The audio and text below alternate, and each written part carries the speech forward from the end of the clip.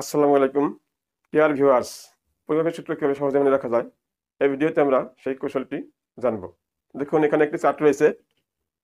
এখানে মাঝখানে আছে দৈর্ঘ্যের মূল একক মিটার, ডান দিকে আছে ডেসিমিটার, সেন্টিমিটার, মিলিমিটার, বাম দিকে আছে ডেকামিটার, হেক্টোমিটার, কিলোমিটার।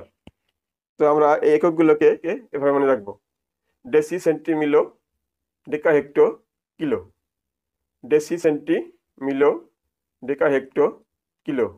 এখানে এটি হবে মিলি। ছন্দের মিল রাখার জন্য আমি এখানে লিখেছি মিলো।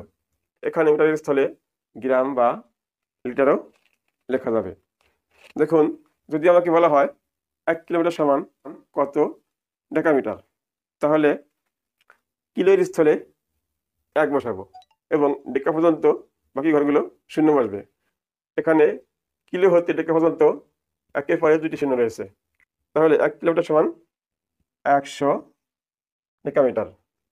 যদি বলা হয় 1 ডেকামিটারে কত সেন্টিমিটার, তাহলে ডেকায়ের স্থলে 1 বসাবো এবং সেন্টি পর্যন্ত শূন্য বসবে। এখানে সেন্টি পর্যন্ত একের পরে 3টি শূন্য রয়েছে, তাহলে 1 ডেকামিটার সমান 1000 সেন্টিমিটার। সবাইকে ধন্যবাদ জানিয়ে শেষ করছি। আল্লাহ হাফেজ।